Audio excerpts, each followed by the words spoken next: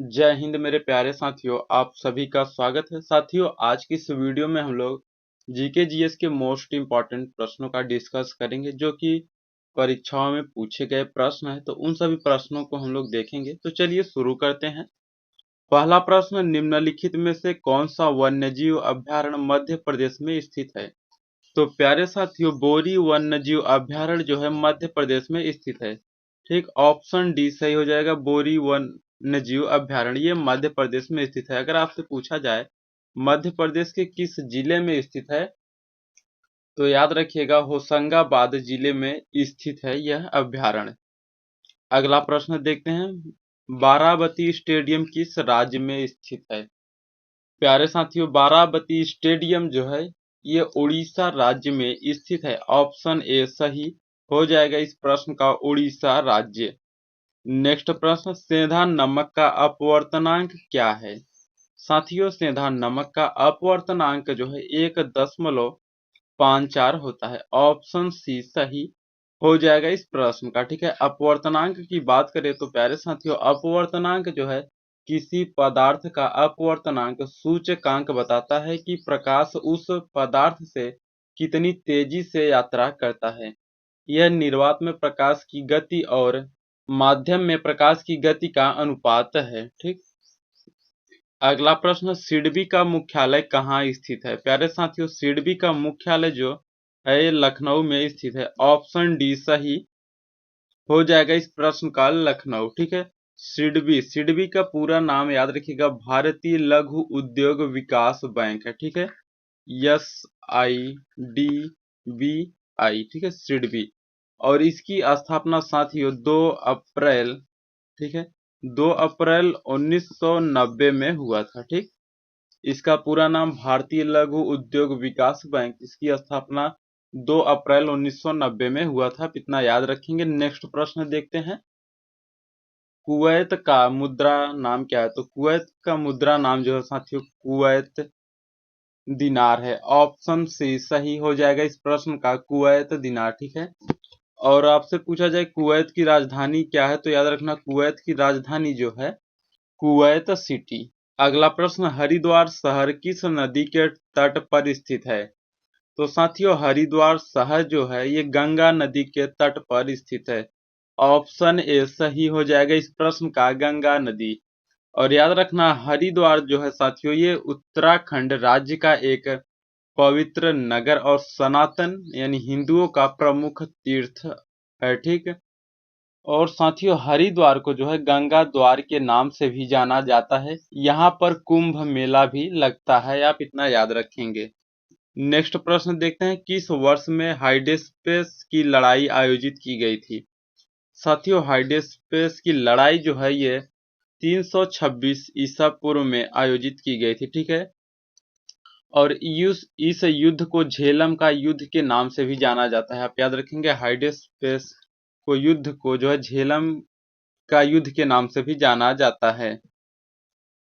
अगला प्रश्न देखते हैं, बौद्ध धर्म में लोटस और बुल का प्रतीक क्या है? साथियों, लोटस और बुल का प्रतीक जो है बौद्ध धर्म में जन्म का है। ऑप्शन ए सही हो जाएगा इस प्रश्न का, जन्म। नेक्स्ट प्रश्न, पृथ्वी की सबसे बाहरी परत को किस रूप में जाना जाता है? साथियों, पृथ्वी के सबसे बाहरी परत को जो है क्रस्ट के रूप में जाना जाता है।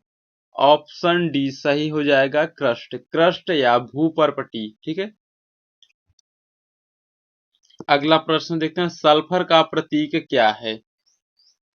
तो प्यारे साथियों, सल्फर का प्रतीक एस है। ऑप्शन ए सही हो जाएगा इस प्रश्न का, एस। ठीक है, और देखिए सल्फर जो है ना यह एक रासायनिक तत्व है और इसका परमाणु क्रमांक 16 है। आप इतना भी याद रखेंगे। अगला प्रश्न देखते हैं, विपिन चंद्र पाल ने कौन सा समाचार पत्र शुरू किया था? तो साथियों, विपिन चंद्र पाल ने जो है न्यू इंडिया समाचार पत्र शुरू किए थे। ऑप्शन सी सही हो जाएगा इस प्रश्न का, न्यू इंडिया। और साथियों, विपिन चंद्र पाल एक भारतीय इतिहासकार थे। इन्होंने 1905 में, ठीक है, याद रखना 1905 में न्यू इंडिया समाचार पत्र शुरू किए थे। अगला प्रश्न देखते हैं, यह आपके लिए टेस्ट है साथियों। प्रार्थना समाज की स्थापना किस राज्य में हुई थी? महाराष्ट्र, बिहार, राजस्थान, हरियाणा। इसका जो भी सही आंसर है आप इसे कमेंट में जरूर बताएंगे। और प्रार्थना समाज की स्थापना कब हुआ, किसने किया, इसके बारे में भी आप जितना माने जानते हैं डिटेल में आप उतना लिखने का कोशिश करें। अगला प्रश्न देखते हैं, अफगानिस्तान की राजधानी क्या है? तो साथियों अफगानिस्तान की राजधानी जो है ये काबुल है। ऑप्शन बी सही हो जाएगा इस प्रश्न का, काबुल। काबुल जो है अफगानिस्तान की राजधानी है। नेक्स्ट प्रश्न, कार्य का एसआई इकाई क्या है? तो साथियों कार्य की एसआई इकाई जो है जूल है। ऑप्शन बी सही हो जाएगा इस प्रश्न का, जूल। ठीक है, और याद रखना कार्य एक अदिश राशि है, इसमें केवल परिणाम होता है, कोई दिशा नहीं। ठीक, नेक्स्ट प्रश्न देखते हैं, भारत के पहले सिख राष्ट्रपति कौन थे? तो प्यारे साथियों भारत के पहले सिख राष्ट्रपति ज्ञानी जैल सिंह थे। ठीक है, ऑप्शन ए सही हो जाएगा इस प्रश्न का, ज्ञानी जैल सैल। देखिए साथियों ये भारत के पहले सिख राष्ट्रपति थे और भारत के 7वें राष्ट्रपति रहे। ठीक है, ये भारत के 7वें और पहले सिख राष्ट्रपति थे। इनका कार्यकाल 1982 से 87 तक चला। ठीक है, 1982 से 1987 तक रहा इनका कार्यकाल। ठीक है, आप इतना, और अभी जो वर्तमान में राष्ट्रपति हैं द्रौपदी मुर्मू, तो आप याद रखिएगा कि भारत की पहली आदिवासी महिला राष्ट्रपति हैं। नेक्स्ट प्रश्न देखने से पहले साथियों अगर आपको ये वीडियो अच्छा लग रहा है तो आप इसे लाइक करें, शेयर करें और इस चैनल को आप लोग सब्सक्राइब जरूर करिएगा। चलिए देखते हैं प्रश्न को, भारतीय आइंस्टीन के रूप में किसे जाना जाता है? साथियों भारतीय आइंस्टीन के रूप में जो है नागार्जुन को जाना जाता है। ऑप्शन बी सही हो जाएगा इस प्रश्न का, नागार्जुन। देखिए यह एक बौद्ध दार्शनिक थे नागार्जुन, और इन्हें माध्यमिका दर्शन का संस्थापक माना जाता है। आप इतना याद रखेंगे। अगला प्रश्न देखते हैं, क्षेत्रफल की दृष्टि से विश्व का 7वां सबसे बड़ा देश कौन सा है? तो साथियों क्षेत्रफल की दृष्टि से विश्व का 7वां सबसे बड़ा देश अपना प्यारा भारत है। ऑप्शन ए सही हो जाएगा इस प्रश्न का, भारत। और साथियों आप लोग ने टेलीग्राम चैनल को भी ज्वाइन कर लीजिएगा, वहां पे आपको हमेशा नोटिफिकेशन मिलता रहेगा वीडियो को, और भी अपडेट आपको मिलता रहेगा टेलीग्राम पर। नेक्स्ट प्रश्न, नेताजी सुभाष चंद्र बोस अंतरराष्ट्रीय हवाई अड्डा कहाँ स्थित है? तो साथियों नेताजी सुभाष चंद्र बोस अंतरराष्ट्रीय हवाई अड्डा जो है कोलकाता में स्थित है। ऑप्शन बी सही हो जाएगा इस प्रश्न का, कोलकाता। नेक्स्ट प्रश्न, निम्नलिखित में से किस व्यक्ति को हिंदू दर्शन की सांख्य पद्धति के संस्थापक के रूप में जाना जाता है? प्यारे साथियों हिंदू दर्शन की सांख्य पद्धति के संस्थापक के रूप में जो है कपिल ऋषि को जाना जाता है। ऑप्शन सी सही हो जाएगा इस प्रश्न का, कपिल ऋषि।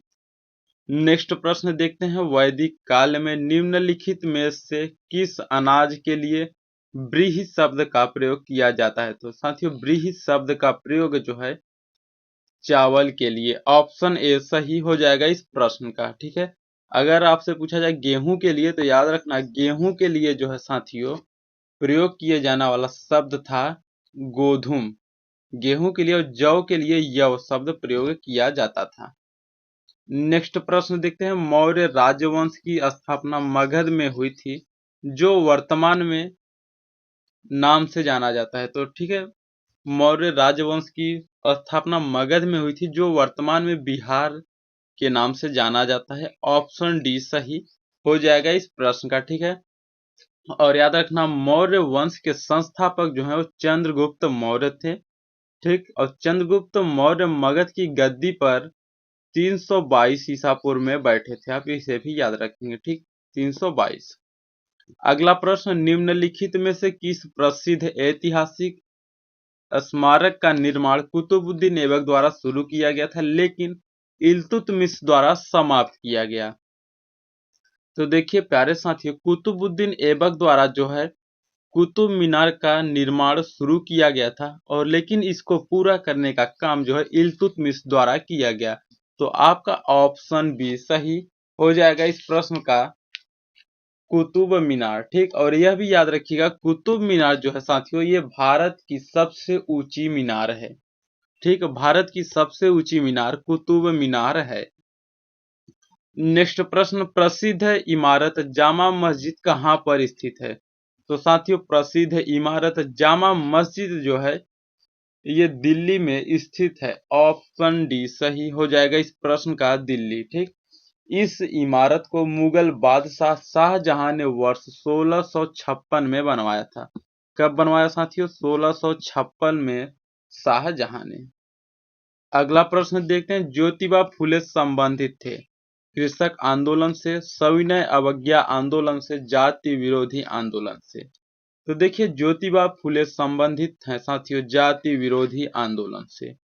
ऑप्शन सी सही हो जाएगा इस प्रश्न का। ज्योतिबा फुले महाराष्ट्र के एक समाज सुधारक थे। इनका संबंध जाति विरोधी आंदोलन से है, ठीक। और इन्होंने सत्य शोधक समाज की स्थापना वर्ष 1873 में की थी। आप इसे याद रखिएगा, सत्य शोधक समाज की स्थापना कब हुई? तो 1873 में।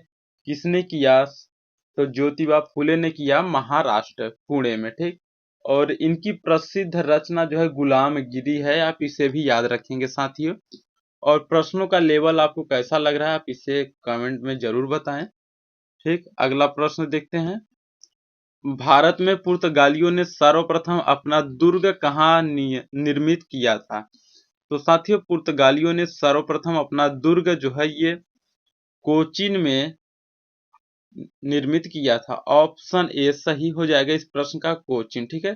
तो देखिए, पुर्तगालियों ने सर्वप्रथम 1503, ठीक, आप इसे याद रखेंगे, 1503 ईस्वी में कोचीन में अपना व्यापारिक दुर्ग स्थापित किया। लेकिन कुछ समय बाद पुर्तगालियों द्वारा 1505 ईस्वी में कन्नूर में दूसरे दुर्ग का निर्माण किया गया था। पहला था 1503 में, दूसरा जो निर्माण किया 1505 में, ठीक।